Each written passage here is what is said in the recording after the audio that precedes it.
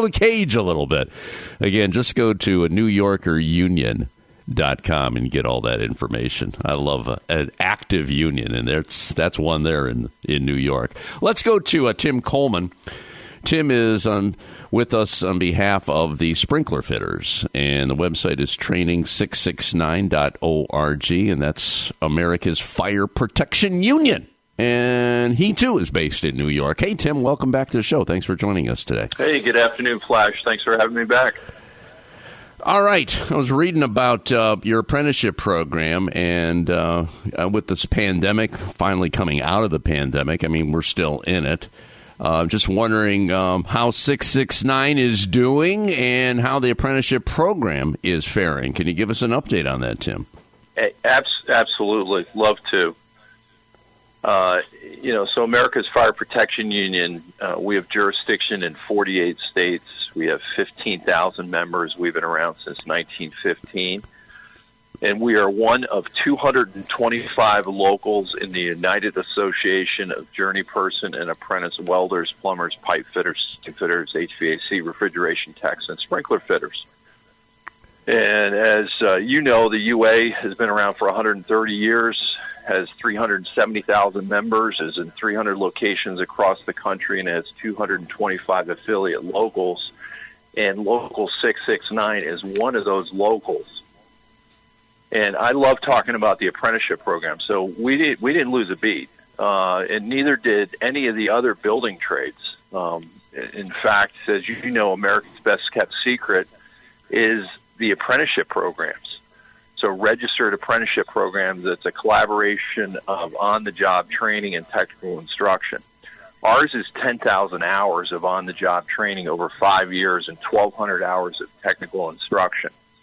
The UA last year, during the middle of this pandemic, invested $300 million into training and education, and NAPTU, the biggest umbrella, which represents all 15 trades, invested $1.8 billion in 2020 in training and education at no cost to the taxpayer. The only programs in the U.S. where the current membership or current workforce invests in the future. So we continue to train. Some of the training, the classroom training, was suspended temporarily, but the on-the-job training continued and our virtual training continued. Part of our platform is our apprentices will take, over the course of 5 years, they'll take 19 courses online, which is about 124 lessons.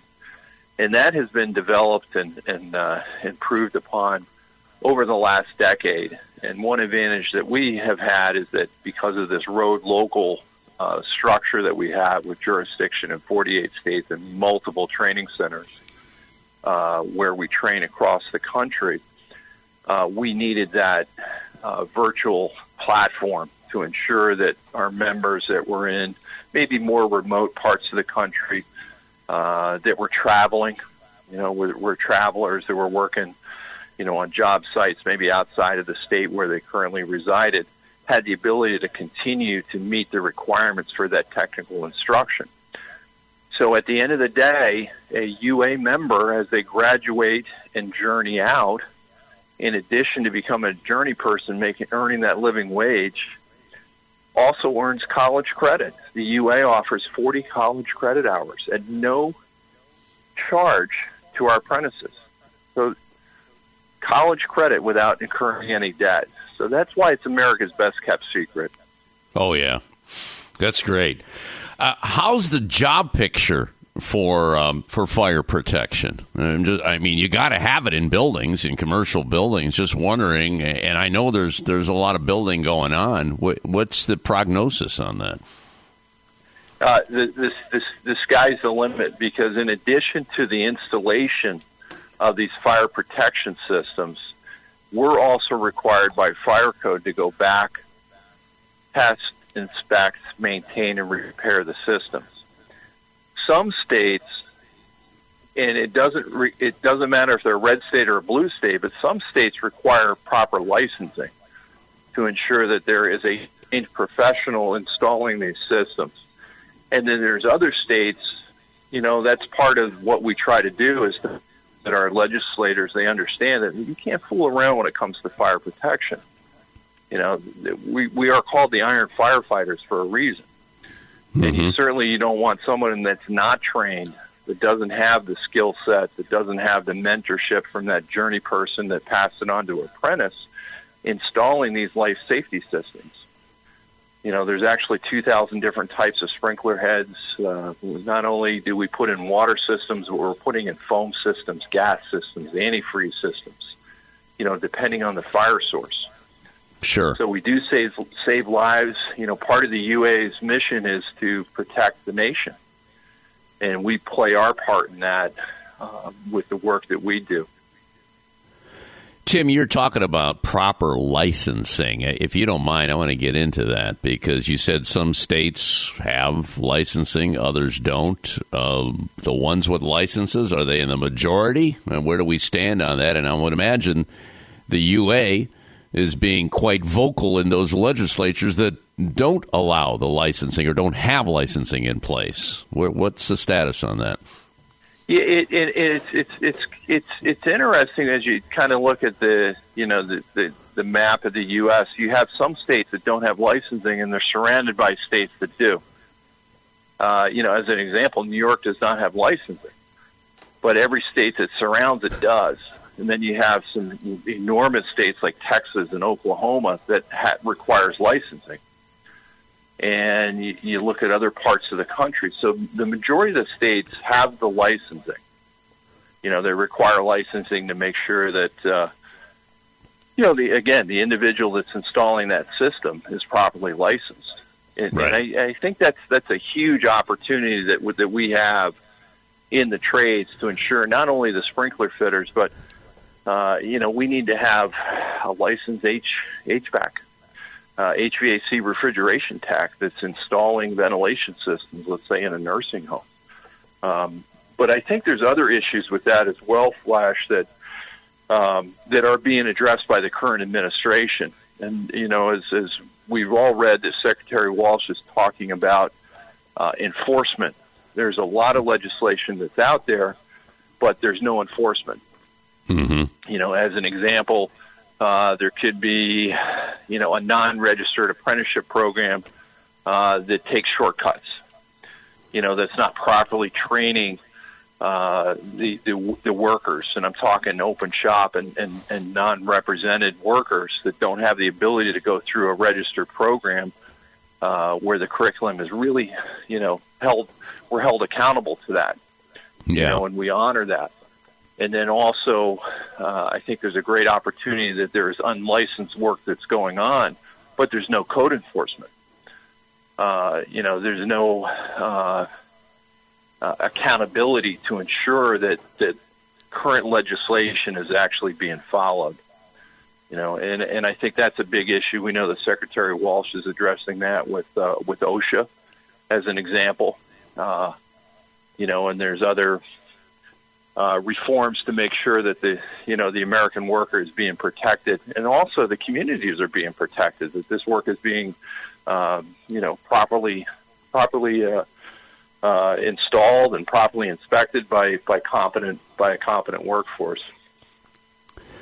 Boy, I tell you, I'm still stunned by what you told me regarding licensing in New York versus Texas. Texas licensing, New York, no. I thought it would be the other way around, Tim. What happened there? Well, we've got tremendous business agents in our local in New York State that, that work very closely, as an example, with the New York State Pipe Trades Association and are really focusing on this. And there's a lot of legislators that, I'm not directly involved in that, but I know that they get sold a bill of goods, and then when they find out the truth, they feel like they've been shamed. It's everybody talks a good game, but when it comes to just telling the truth, we need individuals out there, and we're lucky in our state that we've got tremendous business agents, Ken Lilly and Mark O'Connor, that are constantly focusing on the important things, not only to protect the membership, but protect New York State and protect our communities. And that's one of them. That's a big one. Yeah, it is. All right, Tim, I got to take a quick break. Tim Coleman joining us on behalf of America's Fire Protection Union. That would be Local 669. Website is training669.org. Let me repeat that, training669.org. We'll continue the conversation right after this. This is America's Workforce. It takes LIUNA to keep America running. Over 70,000 public employees are part of LIUNA, the Laborers International Union of North America, delivering critical services such as healthcare and emergency response, as well as maintaining roads and sanitation systems. Even the National Postal Mail Handlers Union, representing over 47,000 U.S. postal workers, is affiliated with LIUNA. Find out what it takes for LIUNA to keep America running at LIUNA.org. That's LIUNA.org. America's Workforce appreciates our sponsor, the Columbus Central Ohio Building and Construction Trades Council, who represents more than 18,000 workers from 19 affiliated local unions and district councils. The Heat and Frost Insulators and Allied Workers are proud to be a title sponsor for America's Workforce Radio. The Insulators Union is leading the way in the mechanical insulation industry, fire stopping, and infectious disease control. Regarded as North America's energy conservation specialists, these professionals are known for their professional work and dedication. You can learn more about the Insulators Union at insulators.org. From the Golden Gate Bridge to the St. Louis Gateway Arch, the Sears Tower, and just about every building, bridge, and structure in between, our cities and towns wouldn't be the same without ironworkers. With over 3,000 contractors employing more than 130,000 highly trained ironworkers and 20,000 apprentices, the Ironworkers Union stands ready and able to shape the future of our skylines. Learn more at ironworkers.org. Ironworkers, the sky's the limit. Now, back to Ed Flash Ferentz with America's Workforce. And welcome back to the show. Don't forget, you can check us out on Facebook and follow us on Twitter. Twitter handle is at AWF Union Podcast. Let's go back to our live line. Rejoin Tim Coleman on behalf of America's Fire Protection Union. That would be Local 669, training669.org. And they're also on Facebook. And you can follow Tim on Twitter, Tim Recruit 669. Tim, last time you and I had a discussion on this show, we were talking about the ALICE project, and ALICE is an acronym for Asset Limit Income Constrained Employed. And I talked about this at the beginning of the show. There's a lot of people in America right now that are not going back to work because they figure, hey, you know what? They call me an essential worker, and they're paying me $8, $9, $10 an hour. I'm not doing that. And they're training for better jobs. And here's an opportunity. And I know you're seeing it with the sprinkler fitters. They're going into the trades. They know there's a pathway to the middle class. And the stats are mind-boggling. More than 4 in 10 households, we're talking 40%, 4 in 10 unable to reach stretch their income to meet their household needs. They can't pay the rent. They can't get the prescriptions they need. So give me an update on how you're working with this population, Tim. What's the story here? My angle with this, Flash, is to communicate, create awareness, and to really help our influencers understand the definition of a good job. Because one of the biggest challenges we face today is the messaging over the last 3 decades to 4 decades that the only way to be successful is to get a white-collar job and a 4-year degree. Right. And there's 2 things that come out of that. Well, there's a number of things. That is a pathway. That's a great pathway. And anyone that goes and pursues that, I think if that's what they are passionate about, then they should pursue that.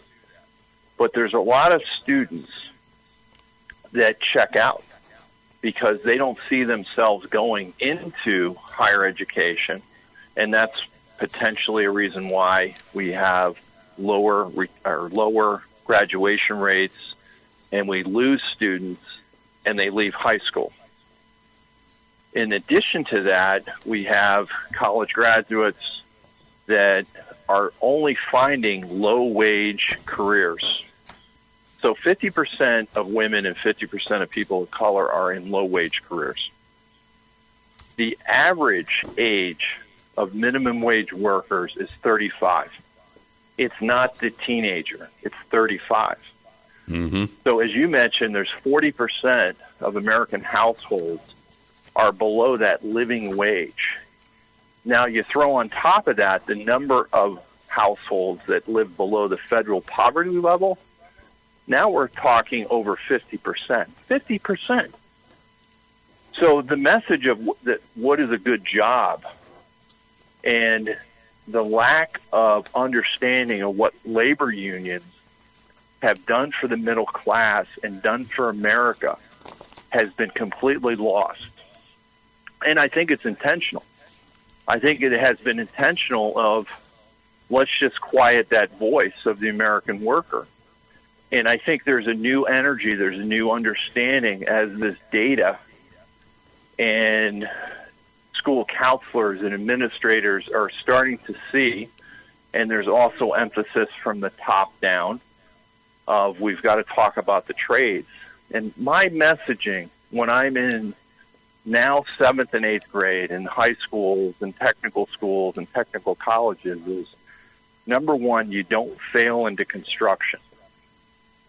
And that's kind of been the mentality that, you know what, I'm going to go around the block a couple times. I'm going to try this. This is what I want to do. Oh, you know what? That didn't work out. Maybe I'll look at being a sprinkler fitter. Mm-hmm. Well, when you have an opportunity to earn a living wage, and I'll use an example. Let's say that a sprinkler fitter, journey person that's in Newburgh, New York. Well, the wage rate, the base in the check is over $45 an hour, plus benefits, and the opportunity to retire at dignity through 2 pension programs. Right? That's the pathway to the middle class. Right. And they don't understand that. So I've used the ALICE data, which shows by county in the United States, every single county, the cost of living. And there's another great tool out there that was developed by MIT that also helps understand cost of living. And then you look at the wages, and you start putting the wages into a cost of living calculator. And no wonder, and something that you mentioned as far as people not going back to work, they're not just going back, they're not just going back to that one job, they're not just going back to 3 jobs, because they had to have 3 jobs to make ends meet.